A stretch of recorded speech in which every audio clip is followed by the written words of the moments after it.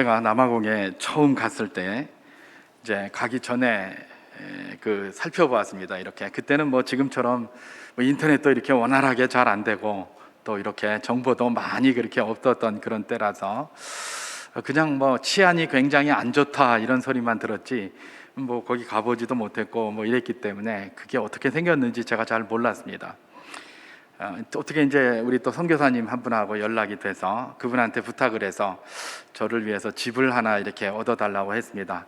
집 값은 뭐 요 정도 좀 되고 방은 한 2칸 정도 있었으면 좋겠다 뭐 이렇게 해서 이제 보냈는데 그 선교사님이 이제 또 저에게 아주 맞는 적절한 저렴한 그런 집을 하나 구했다고 이렇게 하시더라고요.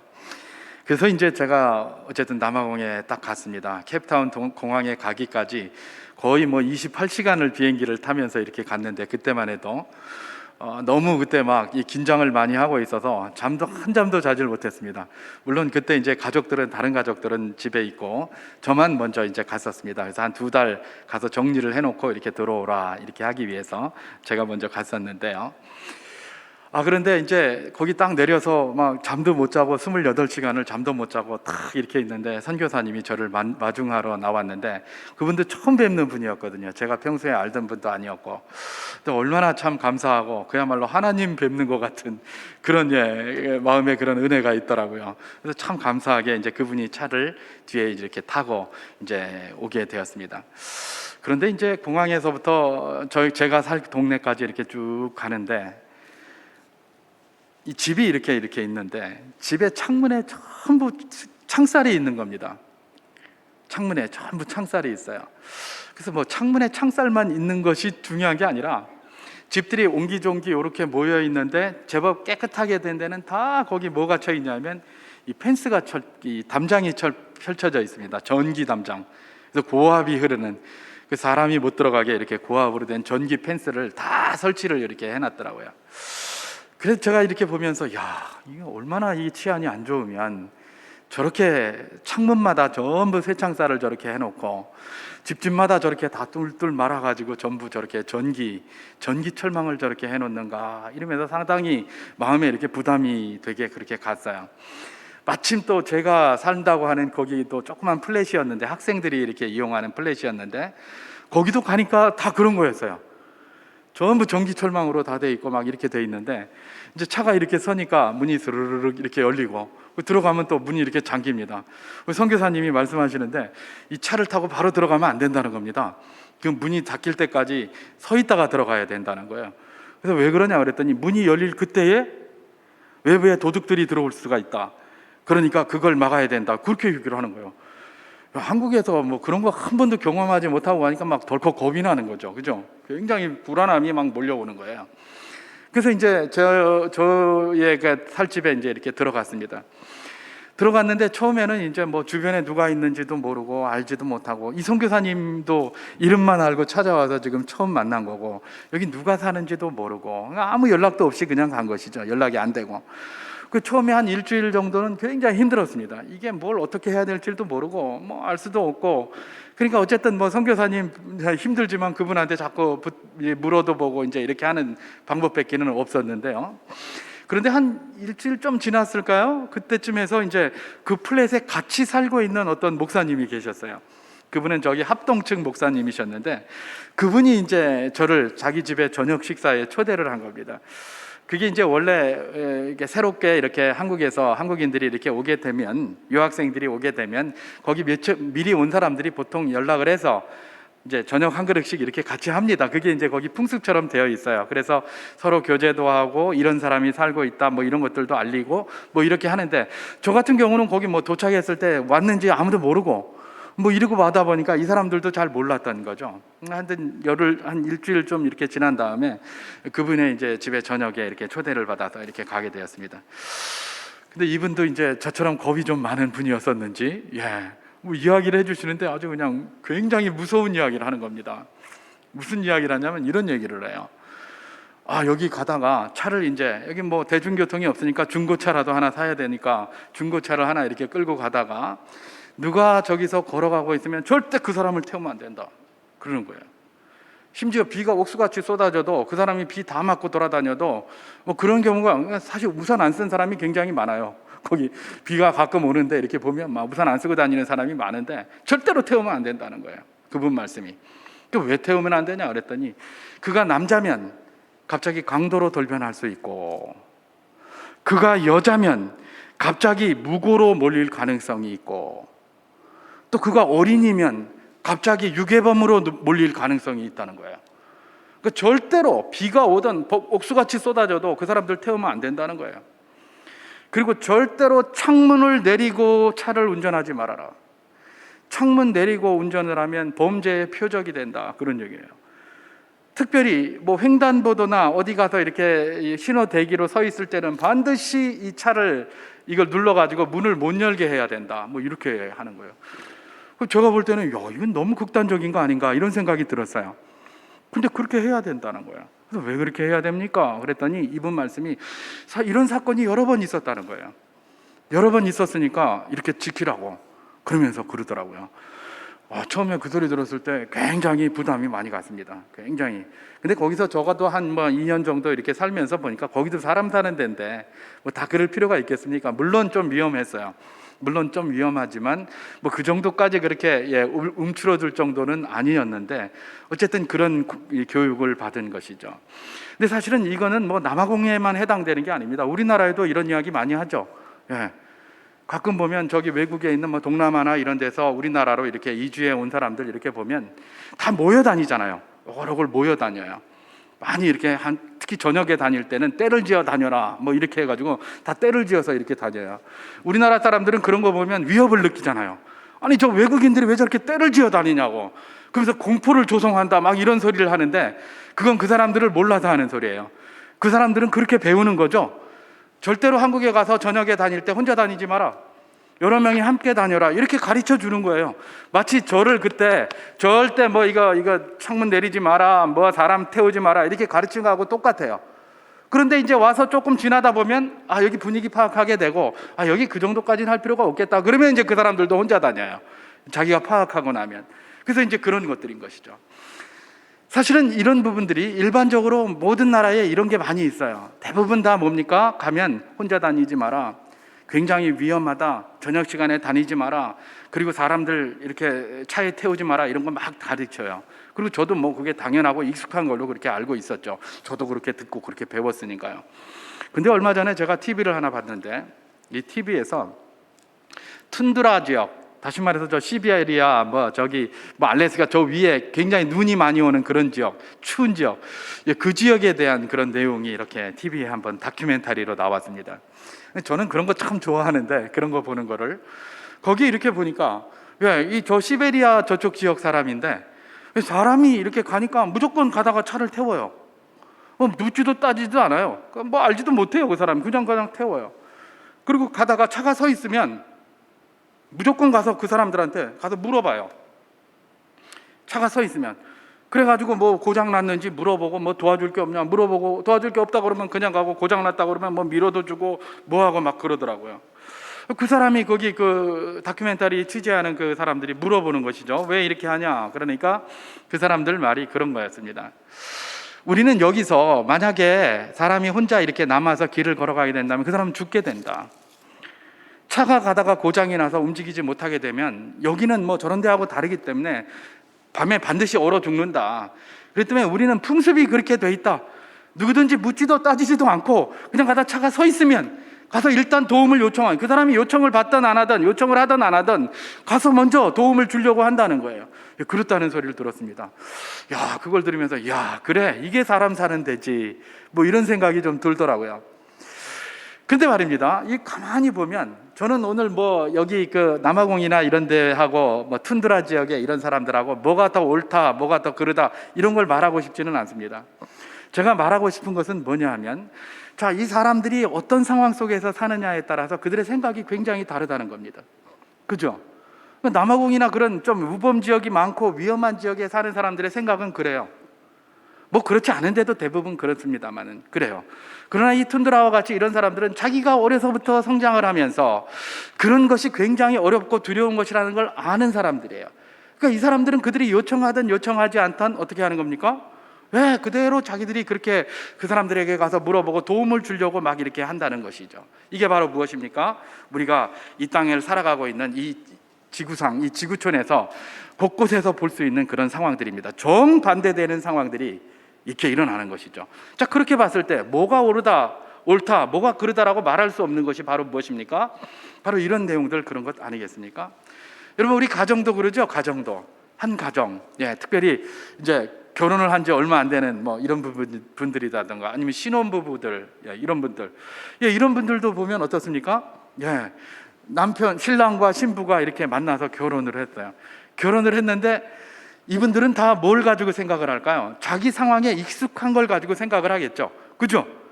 결혼하기 전에 있었던 자기 상황에 익숙한 상황, 그것을 기준으로 하고, 마치 남아공이 그렇게 하고 또 시베리아가 그렇게 하듯이, 또 뭐 예를 들면 신부는 자기가 그동안 커온 상황에 익숙한 상황으로 그렇게 판단을 하고 그렇게 말을 하고 그렇게 대응을 할 것이라는 것입니다. 그래서 그런 말 있잖아요. 뭐 그런 말을 떠나서 우리가 잘 아는 것처럼, 순대를 우리 이쪽 부산이나 이 경상도에서는 뭐에 찍어 먹습니까? 막장에 찍어 먹잖아요. 그죠? 막장에 찍어 먹어요. 저는 어디다 찍어 먹었을까요? 저는 막장에 찍어 먹으면, 뭐 지금은 막장에 잘 찍어 먹습니다만은, 저는 이전에 저 윗지방에서 먹던 방식대로 고춧가루에다가 설탕 이렇게 섞어서 찍어 먹는 거, 그걸 좋아해요. 그 왜 그렇게 먹냐? 그렇게 얘기하면 제가 또 할 말이 있어요. 왜 그럴까요? 막장을 찍어 먹으면 돼지 냄새가 안 나요. 그죠? 그러니까 막장을 찍어 먹는 이유는 돼지 냄새가 맡기 싫어서 그렇게 안 먹잖아요. 그죠? 근데 소금을 찍어 먹으면 그 순대 고유의 맛이 느껴져요. 그래서 이제 그렇게 찍어 먹어요. 그런데 이걸 가지고 뭐가 맞다, 뭐가 그러다 가면 안 되겠죠? 그 사람들마다 자기 특성이 있는 거예요. 어떤 사람은 이걸 싫어하고 이걸 추구하면 처음에는 왜 이건 뭐 소금 찍어 먹노, 왜 된장 찍어 먹노, 뭐 이렇게 하다가 이제 우리나라도 좀 발전이 됐어요. 많은 사람들이 관광을 하면서 왔다 갔다 하면서 이것도 찍어 먹어보니까 괜찮더라, 저것도 찍어 먹어보니까 괜찮더라, 이러는 거예요. 여러분, 감자 소금 찍어 먹잖아요. 소금 찍어 먹지 않으면 설탕 찍어 먹잖아요. 근데 고추장 찍어 먹는 데도 있대요. 근데 고추장 찍어 먹는 지역이 어디라더라? 제가 기억이 안 나는데 그런 데가 있어요. 그 사람들한테는 설탕을 누가 찍어 먹노? 이런단 말이에요. 근데 저는 설탕 많이 찍어 먹었거든요. 그러니까 이게 다 지금 제가 말씀드리는 게 무엇이냐면, 자기가 그 상황에 익숙한 대로 판단을 하고 그것대로 움직이고 그것대로 안 움직이면 사람들이 다 어떻게 생각한다? 불편하게 생각한다는 겁니다. 불편하게. 가정도 마찬가지고요. 아까 제가 신혼부부 말씀드렸습니다만은 불편해질 수가 있어요. 그러니까 다투게 되죠. 너 왜 이렇게 하냐? 어떤 사람은 치약을 짜도 밑에서부터 짜고, 저 같은 경우는 밑에서부터 쫙 짜서 이렇게 하는 사람이 있고, 어떤 사람은 중간부터 팍 짜서 하는 사람이 있어요. 그리고 김밥을 먹어도 저 같은 경우는 끝다리부터 먹거든요. 사실 끝다리가 제일 양념이 많아서 제일 맛있는데, 근데 어떤 분은 꼭 중간부터 이렇게 먹는 분들이 있더라고요. 뭐든 상관없어요. 근데 기준은 뭐예요? 왜 너 끝다리부터 안 먹냐? 왜 너 중간부터 안 먹냐? 이러면 그때부터 문제가 되는 거예요. 끝다리부터 먹던, 중간부터 먹던, 된장을 찍어 먹던, 고추장을 찍어 먹던, 설탕을 찍어 먹던, 상관없는 거 어쨌든 먹는 거 아니에요. 그 사람이 제일 맛있는 방법으로 먹는 것이죠. 근데 뭡니까? 그렇게 각자의 방식으로 살던 사람은 그 방식으로 모든 걸 판단한다는 것. 그래서 이렇게 해야 된다고 자꾸 주장한다는 것. 이게 이제 문제가 될 수 있는 것이다, 그런 이야기라는 것입니다. 여러분, 그러니까 우리 주님께서도 가정을 꾸리는 사람들에게 뭐라고 이야기를 하십니까? 창세기 2장 24절에서 이렇게 말씀하시지 않으십니까? 이러므로 남자가 부모를 떠나 그의 아내와 합하여 둘이 한 몸을 이룰지로다, 그렇게 얘기를 합니다. 남자가 부모를 떠나 그랬습니다. 여기 뭐 남자만일 필요는 없죠. 여자도 마찬가지일 겁니다. 부모를 떠나는 거예요. 이 부모를 떠난다는 것이 뭘까요? 익숙한 환경. 자기에게, 부모 그러면 자기에게 익숙한 환경이에요. 결혼하기 전까지 자기에게 익숙한 환경을 남자도 떠나고 여자도 떠나고, 그래서 둘이 한 몸을 이룰지로다. 이건 뭐예요? 둘이 새로운 문화를 창조해 내라는 거예요. 하나님 말씀을 기준으로 해서 새로운 것들을 만들어내라. 자꾸 이전에 익숙하던 것 가지고 이야기하면 다툼밖에 없는 거예요. 그러나 하나님의 백성들은 뭡니까? 부부가 둘이 하나가 되어야 되는 거예요. 이전에 자기들이 익숙한 걸 가지고 하나가 되는 게 아니에요. 하나님의 말씀으로 하나가 되는 것이고, 익숙한 것들은 떠나야 된다는 거예요. 근데 익숙한 걸 가지고 자꾸 이게 옳으네 저게 옳으네 하면서 다투는 것이 뭡니까? 결혼 생활에 어쩌면 묘미고 어쩌면 실체가 아니겠습니까? 바로 그런 것들인 것이죠. 그래서 주님께서는 이렇게 말씀해 주셨다라는 것들을 볼 수가 있는 것입니다. 각자에게 익숙한 상황이 판단 기준이 될 수밖에 없는 것들, 그게 인간이 가지고 있는 연약한 모습이기도 하다라는 것들을 우리는 이런 다양한 상황들을 통해서 얼마든지 발견할 수가 있는 것이죠. 여러분, 우리가 오늘 본문에서도 바로 그 상황을 좀 발견할 수가 있게 됩니다. 우리 본문을 이제 우리는 그동안 뭐 그런 방식으로 보통 잘 이해를 안 했는데요, 똑같은 방법으로 이것을 들여다보면 이 본문도 그걸 이야기하고 있다는 것들을 우리가 발견하게 됩니다. 오늘 본문은 어떤 내용입니까? 우리가 잘 아는 것처럼 하나님께서 보내신 천사가 어디로? 소돔과 고모라를 멸하기 위하여 이렇게 들어간 것, 그것을 기록하고 있습니다. 이 본문 이전에 아브라함이 그 천사들을 갖다 대접한 내용이 나옵니다. 천사들을 막 웅숭하게 대접을 합니다. 그랬더니 천사들이 이 아브라함에게 뭘 이야기를 해줍니까? 자기들이 다음에 무슨 일을 할 걸 이야기를 해줍니다. 그래서 소돔과 고모라를 멸하러 간다, 그렇게 얘기를 합니다. 근데 아브라함이 그걸 들으니까 끔찍하거든요. 왜냐하면 거기는 자기가 사랑하는 롯이 있거든요. 조카 롯. 조카 롯에 대해서는 아브라함이 특별히 아픈 손가락입니다. 왜요? 자기 동생이 있었는데 동생이 일찍 죽었어요. 하란에서 일찍 죽었어요. 자기 동생이, 나홀이라는 동생이 있었는데, 그때 분명히 아브라함이 나홀에게 약속을 했을 겁니다. 동생아, 내가 네 자식들은 책임져 줄게. 그렇게 하지 않겠습니까? 분명히 그렇게 하죠. 분명히 그렇게 했을 거예요. 그래서 어쨌든지 간에 이 롯을 갖다 아브라함은 그야말로 자기 자식보다도 더 미워하면서 그렇게 살아왔던 거예요. 근데 이 소돔과 고모라를 멸하러 간다고 하네. 왜냐하면 엊그저께 소돔과 고모라로 이제 이 롯이 떠나지 않았습니까? 자기들하고 같이 있다가 너무 그냥 이 사업이 잘 되니까 이래도 있다가 우리가 맨날 싸워서 안 되겠다. 우리 종들이 너무 싸우다 보면 결국 우리 싸움이 될 것 아니겠느냐. 그러니까 네가 좌하면 내가 우하고 내가 우하면 네가 우하면 내가 좌하리라. 이래서 이 롯이 소돔과 고모라로 떠났어요. 소돔으로 떠났는데 거기를 멸하겠다고 하시니까 이게 이제 끔찍한 겁니다. 그러니까 아브라함이 이제 거기서 여러 가지 그런 소위 말해서 딜을 하죠. 딜을 소위 말해서. 그래서 뭐라고 얘기를 합니까? 의인 50명, 의인 40명 하다가 의인 10명까지 내려가서 10명까지도 용서하시겠습니까? 그러면 내가 용서해 줄게, 이랬어요.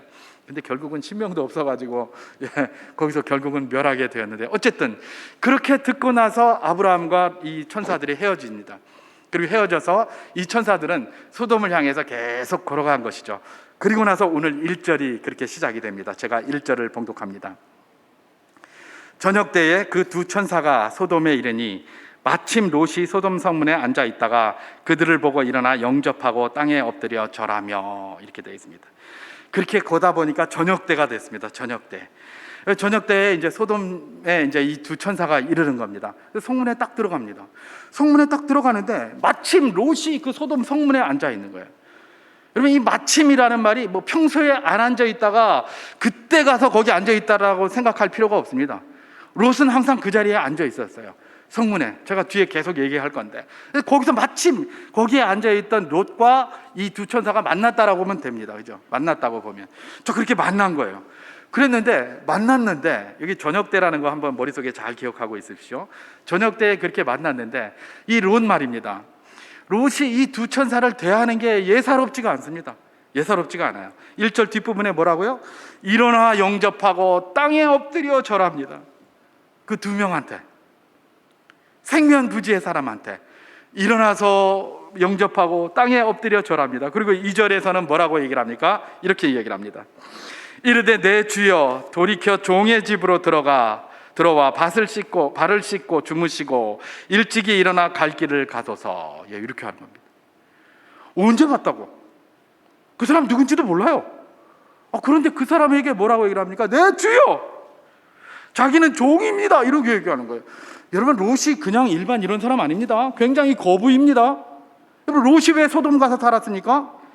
아브라함보다 굉장히 이 재산이 많아져가지고 그래서 나눈 거잖아요. 굉장히 거부예요. 굉장히 돈도 많고 위세가 있는 그런 입장이었음이 분명해요. 그럼에도 불구하고 지금 여기서 뭐라고 얘기를 합니까? 내 주여 라고 그 생판 처음 본 사람들한테 그렇게 얘기를 하고 자기를 종이라고 표현한단 말이죠. 혹시 이 두 사람이 천사인 줄 알아서 롯이 그렇게 했을까? 천사니까 당연히 그랬겠지. 천사가 아닌데 그렇게 했겠나? 여러분, 그 사람 둘이 천사인지 롯이 만약에 알았다면 어떻게 알았을까요? 그럼 왜 다른 사람들은 그 사람이 천사인지 몰랐을까요? 롯이 뭐 영안이 밝아서 뭐 600만 불의 사나이 뭐 뚜뚜뚜뚜 해가지고 알았을까요? 그게 아닌 것이죠. 여러분, 롯이 이 사람들이 천사인지 알았을까요? 몰랐을까요? 몰랐습니다. 몰랐어요. 이건 성경이 증거하는 내용입니다. 히브리서 13장 2절은 이렇게 말씀하고 있습니다. 제가 봉독합니다. 손님 대접하기를 잊지 말라. 이로써 부지 중에 천사들을 대접한 이들이 있었느니라. 그렇게 얘기를 합니다. 손님 대접하기를 잊지 말라. 이로써 부지 중에 천사들을 대접한 이들이 있었느니라. 여기에서 부지 중에 천사들을 대접한 이들이 누구인가? 이들이 바로 아브라함과 롯이라는 것을 부인하는 사람은 한 명도 없습니다. 모든 이 성경학자들이 뭐라고 얘기를 합니까? 여기서 부지 중에 천사들을 대접한 사람이 누구냐라고 질문하면 항상 아브라함과 롯을 이야기를 합니다. 다시 말해서 롯은 천사들을 대접했는데 언제 대접했다고요? 지중해에 대답하였습니까? 부지중해에 대접하였습니까? 부지중해에 대접하였어요. 알고 있으면서 대접한 게 아니에요. 모르고 대접한 거예요. 롯도 몰랐어요. 무슨 영안이 밝아서 뚜뚜뚜뚜 본 게 아니에요. 롯도 그 사람들이 누군지 몰랐어요. 그 대접을 했어요. 단지 소돔과 고모라 사람들도 몰랐어요. 그들은 대접 안 한 거예요. 롯은 그들이 누군지도 모르고 평범한 사람을 대접한다고 그렇게 그들을 대접한 거예요. 대접하고 나니까 나중에 집에 와서 이렇게 하면서 집에 들어오고 나서 그들이 천사인 줄을 알게 된 것이죠. 그 악한 자들의 눈을 어둡게 하시는 것, 그런 걸 보면서 그때 알게 된 거예요. 결국은 이들이 부지 중에 그들을 대접함으로 말미암아 그들로 하여금 천사들을 대접해서 큰 은혜를 누렸죠. 아브라함 같은 경우는 그렇게 대접해서 조카 롯이 구원받는 은혜를 누렸고, 그 다음에 또 롯도 자기가 그렇게 함으로 자기와 자기 두 딸이 구원받는 은혜를 누린 것 아니겠습니까? 바로 그런 것들이에요. 롯은 그가 누군지도 모르고 그 나그네 두 명에 대해서 그야말로 극진하게 대접하고 극진하게 영접했던 반면, 거기 소돔 사람들은 어떻게 했습니까? 오늘 보면 4절 5절에 잘 나와 있는 것처럼 소돔 사람들은 그야말로 나그네를 환대하는 것이 아니라 오히려 그들을 욕되게 하고 악행을 저지르려고 하는 내용들을 여기서 볼 수가 있습니다. 두 나그네를 두고 왜 이렇게 롯과 소돔 사람들이 대하는 태도가 차이가 난단 말일까? 왜 그럴까? 우리는 여기서 이 나그네를 대하는 유목민들의 특징과 정주자의 특징을 한번 생각해 볼 필요가 있습니다. 여러분, 이게 굉장히 중요합니다. 롯은 유목민입니다. 유목민은 뭡니까? 항상 나그네로 사는 사람입니다. 그래서 자기가 여기저기 돌아다니면서 항상 누군가에게 은혜를 베풀 수도 있지만 신세를 질 수밖에 없는 사람이에요. 정주자 같으면 거기서 오래 살고 있으니까 그걸 알죠, 그죠? 근데 나그네는 항상 새로운 곳이에요. 그러니까 항상 그렇게 돌아다니면서 뭡니까? 주변 사람들로부터 은혜를 받아야 될 그런 사람들이에요. 여러분, 지금도 저기 몽골 이런데 그 다큐멘터리 보면 몽골 이런데 이렇게 가면 사람들이 지나가면 막 불러서 자기 집에 불러가지고 거기다가 막 밥도 주고 막 그러면서 자기 방에서 자라고 그러고 막 그래요. 그럼 그 사람들이 그러잖아요. 이거 이렇게 환대하고 여기 진짜 사람들 대단하다 뭐 이렇게 얘기를 해요. 그 사람들이 대단하다 그런다고요. 뭐 카메라를 갖다 대니까 그렇게 할까요? 그게 아니죠. 그 사람들의 풍습이에요. 원래 이 유목민들은 다 그렇게 하게 돼 있어요. 지나가면 자기가 자는 방, 제일 좋은 방 내주게 돼 있고, 자기 중에 좋은 음식 갖다가 자기 양 잡아다가 막 먹이고 그렇게 돼 있어요. 그게 자기들 풍습이에요. 그게 풍습이에요. 반면 정주자들의 풍습은 어떨까요? 정주자들, 한 곳에 머물러 사는 사람들의 특징은 텃세입니다. 텃세. 그래서 막 새로 뭐가 들어오는 거를 거부하고, 새로 뭔가 들어오려고 그러면 반대하고, 막 쫓아내려고 하고, 뭐 그게 텃세가 많아요. 그래서 지금도 보면 젊은이들 가운데 도시의 젊은이들이 시골에서 생활하고 싶다 이래가지고 그야말로 전원 생활의 로망을 가지고 시골에 한번 내려가 보려고 하잖아요. 내려가려 보려고 하다가 다 망치고 다시 온다고 그러죠. 왜요? 텃세가 너무 심해서 거기서 살 수가 없는 거예요. 그럼 어떻게 한다고요? 거기에 가서 미리부터 밑밥을 좀 깔고 이렇게 해서 그 사람들하고 친해진 다음에 들어가야 된다라고 그렇게 가르쳐요. 그걸 귀촌 귀농학교 이런 데서 다 그런 걸 다 가르쳐요. 그건 뭘 이야기를 하고 있습니까? 텃세를 이야기하고 있어요. 저도 그런 경험이 있어요. 이전에 제가 어렸을 때 저희 아버지하고 저 경북 영덕에 어디 그 시골에 거기서 한번 살았는데 몇 달 못 살았어요. 몇 달 못 살고 그야말로 리아카에다가 우리 짐이 리어카의 반, 한리아카도 아니에요. 리어카의 반 싣고 나왔어요. 그때 우리 아버지가 앞에 리아카 끌고 제가 뒤에서 밀었기 때문에 잘 알아요. 리어카의 반. 여러분, 리어카의 반이면 짐 몇 개나 될까요? 지금 제가 생각해도 놀라운데 리어카의 반 싣고 다녔어요. 그러면서 거기서 몇 달 있다가 나온 기억인데, 왜 그러냐면 저는 그때 나이가 어리니까 아직까지 잘 모르는데 우리 아버지가 저녁 때만 되면 막 화를 내고 짜증을 내고 막 그래요. 그 왜 그러시나 그랬더니 여기서는 막 사람들이 일도 아무것도 안 주고 내가 뭐 일 좀 하려고 그러면 방해하고 못하게 하고 막 그런다는 거예요. 왜 그러냐? 거기는 전부 신씨들만 사는 집이래, 그 동네래요. 근데 이 씨가 가서 살려니까 이게 텃세가 심한 겁니다. 이게 전부 신씨예요. 앞집 모두가 다 신씨예요. 우리만 이씨예요. 그런데 잘못 들어간 거죠. 모르고 그냥 잘못 들어가고, 월세 싸고 그러니까 그냥 잘못 들어간 거예요. 그러니까 거기서 견디다 못해서 몇 달 만에 그냥 다시 나온 것이죠. 여러분, 이게 뭐예요? 정주자의 특징이에요. 여러분, 이걸 좀 넓혀볼까요? 오늘날 민족주의가 다 정주자의 특성이에요. 전부 다 네 나라 내 나라, 너그 나라 우리 나라, 맨날 싸워요. 너그 고장 우리 고장, 맨날 싸워요. 또 이거 그보다는 좀 규모를 좁히지만 우리에게 익숙한 걸로 한번 들어가 볼까요? 자격증, 무슨 학벌, 무슨 전문가주의, 이런 게 다 정주자의 특성이에요.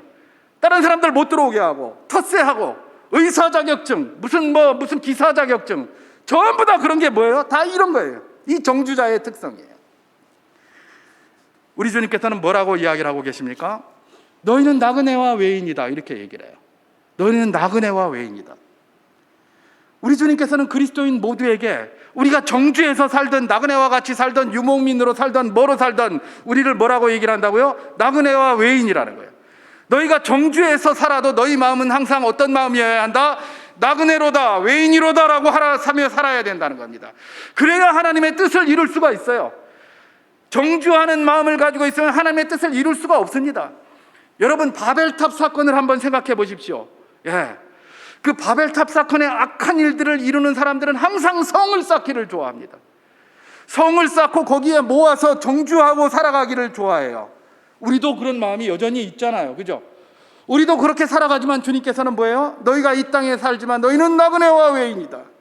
나그네와 외인이다. 그래야 믿음대로 살아간다. 그래서 히브리서 11장에서는 믿음의 선진들에 대해서 이야기를 하면서 그들은 이 땅에 살지만 나는 나그네와 외인이라고 외치며 살았다라고 그렇게 고백하는 거예요.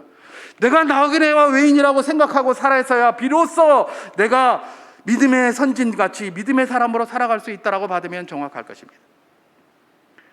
정주자의 특징, 이 소돔 사람들이 그대로 가지고 있었다는 겁니다.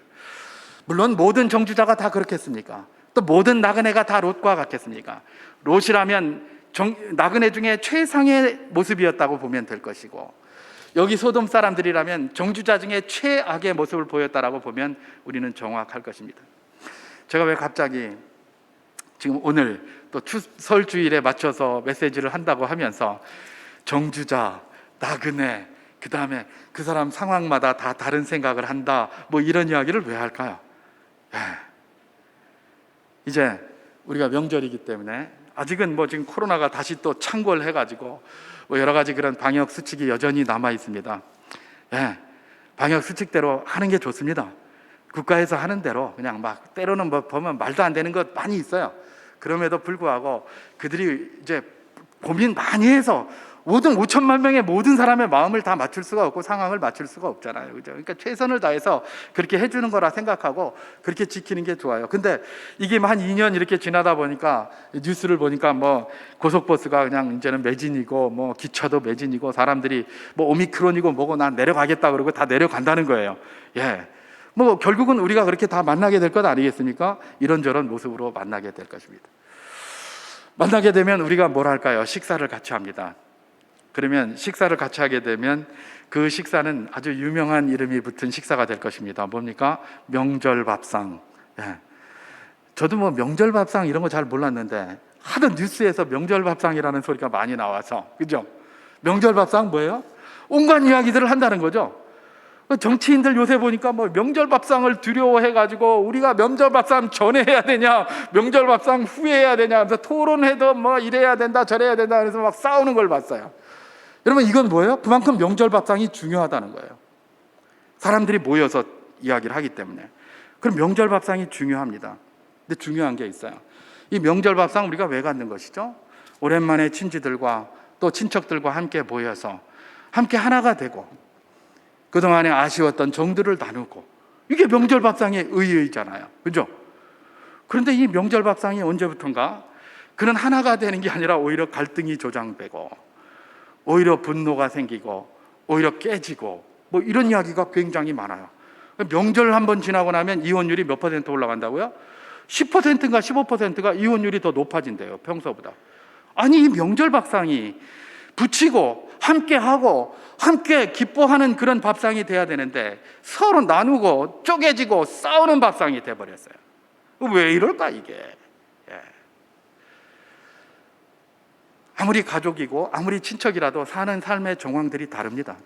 분명하지요? 그러다 보니까 자기 삶의 정황대로 말을 하고 자기 삶의 생각대로 평가를 합니다. 그러다 보니까 갈등이 생기는 거예요. 갈등이. 근데 모든 사람이 다 그렇습니다. 이건 어느 누구 하나 자유로운 사람 없습니다. 모든 사람이 다 자기의 입장에서 자기의 기준에서 이야기를 하게 되어 있습니다. 그렇기 때문에 우리 그리스도인들이 특별히 이런 것을 마음에 두어야 합니다. 우리도 여전히 그래요. 우리의 기준에서 판단을 해요. 그러나 우리 주님께서 이런 말씀을 통해서 오늘 우리에게 도전하시는 것이 무엇입니까? 우리는 저 사람의 입장에서 저렇게 이야기할 수 있다라는 것을 마음속에 기억하라는 겁니다. 그러면서 막 이런 게 때로는 치어올라올 때가 있더라도 어떻게 한다? 그 사람의 입장을 한번 생각해 주는 겁니다. 그 사람의 삶의 정황을 생각해 주는 겁니다. 그 사람의 삶의 정황에서 저런 게 있을 수 있다라고 생각해 주는 겁니다. 그러면 치밀어 올라오던 갈등과 분노의 소리들이 조금 사그러질 수 있지 않겠습니까? 그걸 다른 사람에게 요구할 수 없습니다. 하나님의 백성들에게 요구하는 겁니다. 왜냐하면 우리 주님께서는 그렇게 살라고 우리에게 도전을 하고 그렇게 요청을 하고 계시기 때문에 그렇습니다. 특별히 우리 주님께서는 오늘 이 본문의 말씀을 우리에게 던지시면서 뭐라고 말씀하시냐? 롯처럼 성문에 앉아 있어라, 그렇게 이야기를 하십니다. 명절 밥상 앞에 앉아 있는 그때도 다른 것이 아니라 롯처럼 성문 앞에 앉아 있는 그런 모습으로 그 자리에 앉아 있어라, 이렇게 받으면 될 것입니다. 우리가 명절 밥상 앞에서 성문에 앉아 있는 것이 무엇일까? 여러분, 여기서 롯이 성문에 앉아 있었다라고 그렇게 이야기를 합니다. 19장 1절에서 그것도 저녁 때에 성문에 앉아 있었다, 그렇게 얘기를 합니다. 여러분, 롯이 성문에 앉아 있었다라는 것에 대해서 뭐 여러 가지 해석들이 있습니다. 대표적인 해석이 그겁니다. 성문에 앉아 있었다는 것은 재판자의 자리에 앉아 있었다는 거다. 보통 성경에서 그렇게 얘기를 하잖아요, 그죠? 재판이 성문에서 이루어져요. 사람들이 거기 많이 왔다 갔다 하니까.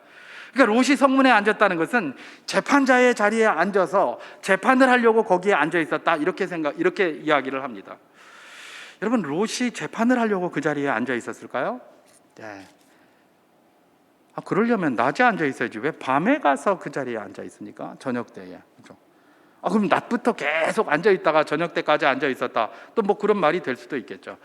그러나 분명한 것은 절대로 재판자의 자리에 있지는 않았다라는 사실을 성경이 이야기하고 있다는 겁니다. 9절을 제가 한번 봉독해 보도록 하겠습니다. 9절이 뭐라고 얘기를 합니까? 그들이 이르되 너는 물러나라. 또 이르되 이 자가 들어와서 거류하면서 우리의 법관이 되려 하는도다. 이제 우리가 그들보다 너를 더 헤아리라 하고 롯을 밀치며 가까이 가서 그 문을 부수려고 하는지라. 이렇게 얘기합니다. 지금 이 소돔 사람들이 롯에 대해서 말하는 게 뭡니까? 이 어디서 굴러온 돌이 박힌 돌 몰아내려고 하노? 우리가 누가 너를 법관으로 세웠노? 이 법관도 아닌 것이 법관질 하려고 하네? 이 말이에요. 이 말은 뭐예요? 결국은 롯이 법관의 자리로 그 자리에 서 있었다는 게 아니라는 겁니다. 이런 명백한 이야기가 있는데도 자꾸 뭐 법관이다, 뭐 성문 앞에 앉아 있었다는 그 말 가지고 그렇게 해석하는 경우가 굉장히 많죠. 아닙니다.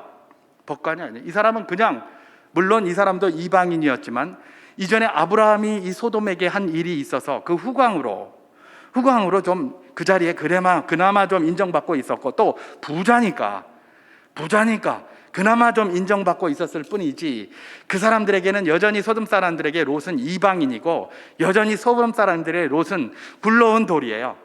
박혀있는 돌이 아닌 것이죠. 그게 그 당시에 그 상황이었던 것입니다. 그랬더니 또 어떤 사람은 이렇게 얘기를 합니다. 어떤 주석가는 롯이 원래 재산이 많기 때문에 성문 앞에는 사람들이 많이 모이니까 사람 뽑으려고 그 자리에 나가 있었다, 그렇게 얘기를 해요. 그것도 뭐 의미가 있어요. 근데 저녁 때에 거기 앉아 있었다는 게 사람을 저녁 때까지 뽑는가, 저녁에 야간 근무할 그 목자를 뽑으려고 하는가, 뭐 좀 이해가 될 수는 있어요.